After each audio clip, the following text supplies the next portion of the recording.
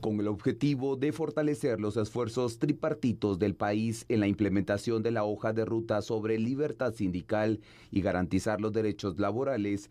La Organización Internacional del Trabajo, OIT, la Organización Internacional de Empleadores, OIE, y la Confederación Sindical Internacional, CSI, llegaron al país el pasado 19 de agosto y permanecerán aquí hasta el próximo viernes 22. Este martes, la misión internacional sostuvo una reunión con la ministra de Trabajo, Miriam Roquel, quien informó que Guatemala presenta avances en cumplimiento de la hoja de ruta en materia de libertad sindical y negociación colectiva. No obstante, visitaron el Congreso de la República, en donde sostuvieron una reunión con miembros de la Junta Directiva del Legislativo para exponer sobre el interés de apoyar la aprobación de 2 iniciativas de ley en materia sindical. Unirnos en todas estas misiones con todas las centrales sindicales del país.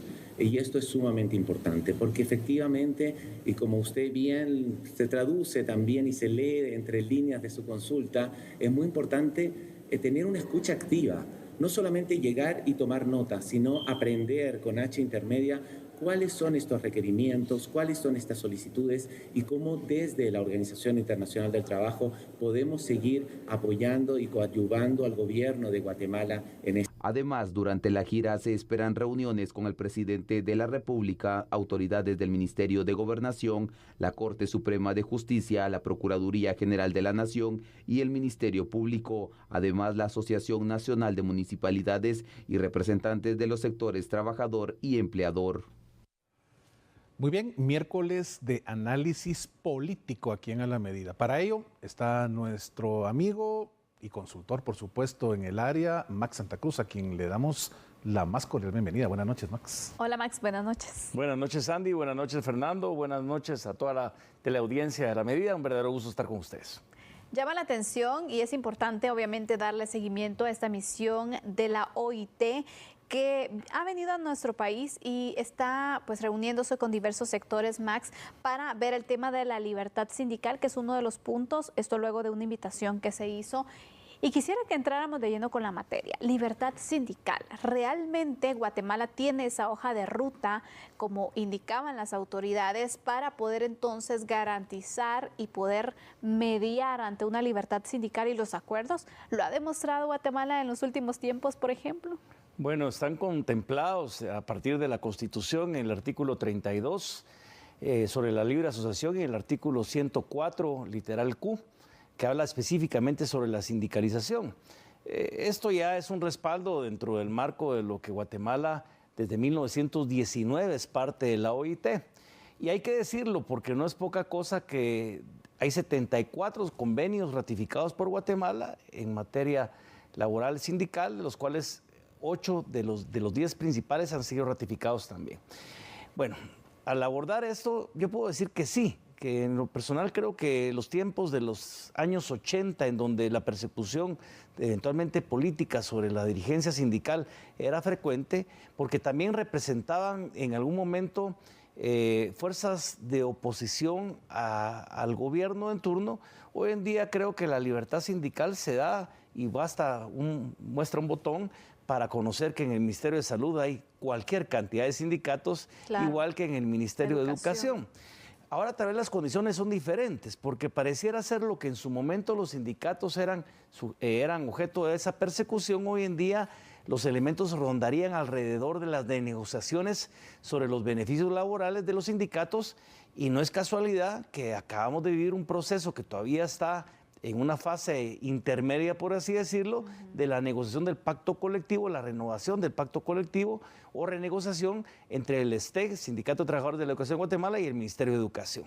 Pero de igual manera, acabamos de ver recientemente también que en la portuaria de Santo Tomás de Castilla, un grupo de trabajadores sindicalizados han estado exigiendo una serie de condiciones laborales en la renovación de algunos de los contratos que también se habían dado un año atrás. Es decir, hoy en día el tema de la defensa de la libertad sindical, pienso yo que pasa más sobre las inconformidades que se dan dentro de los procesos de negociación de los pactos que sobre el ejercicio de la libertad per se. A ver, Max, quiero plantearte esto. Realmente un sindicato se debería ver como una estructura que la misma Constitución y el Código de Trabajo permite para pelear por derechos laborales y mejoras en las condiciones laborales. Es lo mismo un sindicato visto desde la perspectiva de la empresa, del sector privado, y el sindicato del sector público.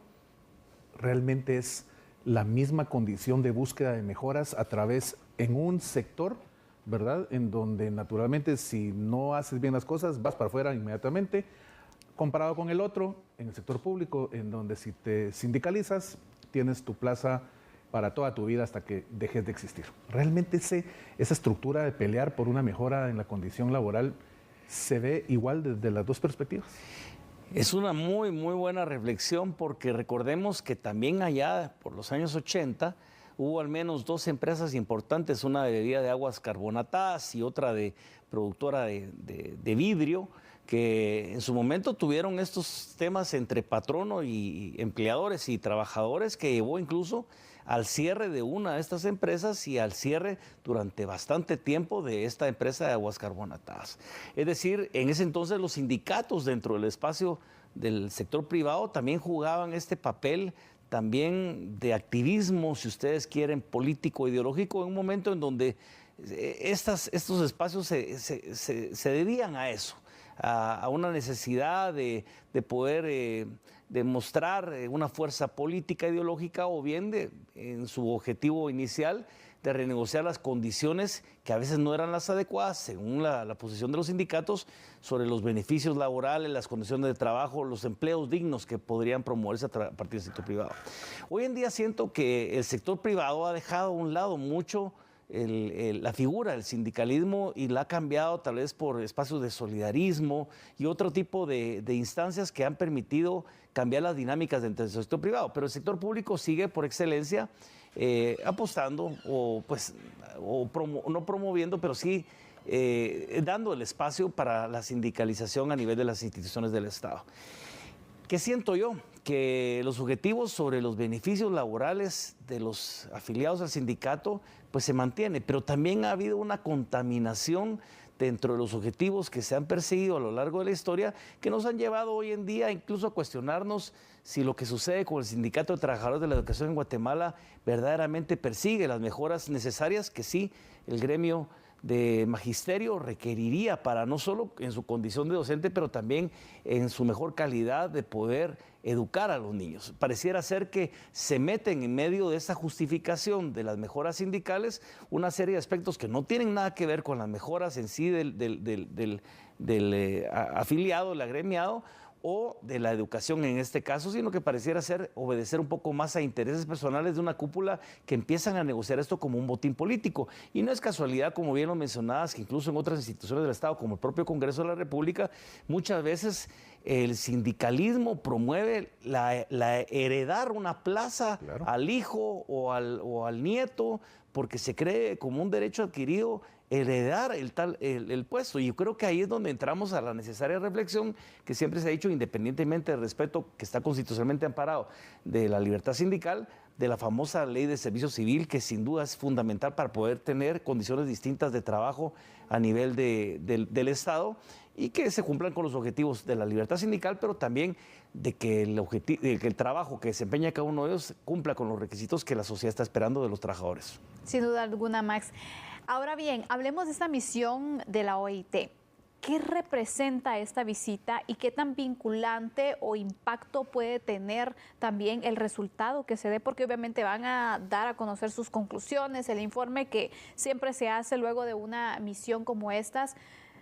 ¿Qué tan relevante es este tipo de informes para nuestro país, ya viéndonos a nivel internacional incluso? Bueno, es importante, al final de cuentas es un organismo que está dentro del escenario multilateral, que sin duda representa muchos de los elementos importantes de los informes que se puedan presentar a nivel de de organismos financieros que incluso puedan determinar un préstamo o la facilitación de un determinado apoyo a un proyecto que el Estado pida en función del respeto que ellos tengan a ciertas normas o recomendaciones que se han hecho dentro de los pactos o los acuerdos o los convenios de los que Guatemala es signatario. Hay que recordar también que en el camino no ha sido fácil, incluso los convenios 87, por ejemplo, y el convenio 98 sobre el tema de los pueblos originarios y las consultas sobre los modelos extractivos y algunas acciones relacionadas a este tipo de proyectos que han, en el caso de Guatemala, no han vuelto vinculantes las consultas a determinadas acciones sobre la aceptación o no del desarrollo de esos proyectos, pero que siguen siendo temas en la mesa. Yo pienso que Guatemala ha cumplido verdaderamente con lo que le toca. Sin embargo, siempre hay un espacio y un margen para poder mejorar las condiciones, en este caso, no solo los trabajadores que desempeñan responsablemente su labor al frente de su plaza laboral a nivel del Estado principalmente, pero también en el caso de los empleadores, entendiendo en el sector privado cómo pueden mejorar esta relación entre empleador y trabajador. Y por eso no es casualidad que en una de las reuniones o las reuniones varias que van a sostener esta comisión tripartita, especialmente también con el sector privado y con autores de gobierno. Siguen y todavía pendientes algunas acciones que en materia legislativa el Congreso debería de apurar para poder legislar en favor de este fortalecimiento. Pero si Guatemala no lo hace, vendrán algún tipo de pronunciamiento, se presentarán los resultados, si no estoy mal, en noviembre de este año, sobre quién cumplió y quién no cumplió con las recomendaciones que se dieron y se nombrarán, me imagino, una comisión de seguimiento entre esta comisión tripartita o quien designe la OIT y el Estado para ver si a final de cuentas estas recomendaciones fueron cumplidas. Este es un ejercicio que se ha llevado durante muchísimos años y sin duda pues no es la excepción hoy en día de que se esté dando en Guatemala, pero como les digo, con el componente específico de este reciente o todavía pendiente pacto colectivo que se está negociando entre el Sindicato de Trabajadores de la Educación de Guatemala y el gobierno, y mencionemos, ahí agregamos lo que sucede también en Santo Tomás de Castilla. Bueno, Max, definitivamente tus aportes en estos temas son elementales para que podamos tener todos una mejor visual y entendimiento de lo que está sucediendo en esta coyuntura. Así que muchas gracias de verdad por habernos compartido pues, ese espacio y esa visual tuya. A ustedes por la oportunidad y esperamos que en serio al final esta misión o lo que se derive de la misma tenga el mejor beneficio para todas las partes involucradas, y a ustedes feliz noche en casa y muchas gracias por el espacio. Gracias, Max, te deseamos todo lo mejor, te esperamos la próxima semana y también despedimos a Fernando Prera, con quien compartimos estos análisis hoy desde el tema legislativo y por supuesto también educativo con el derecho comparativo. Gracias, Fernando, te esperamos mañana también. Buenas noches. Sandy, qué gusto verte, y por supuesto gracias amigo y amiga televidente por esa preferencia para su programa A la Medida. No cambie, regresa Sandy con la información del mundo. Vamos a la pausa.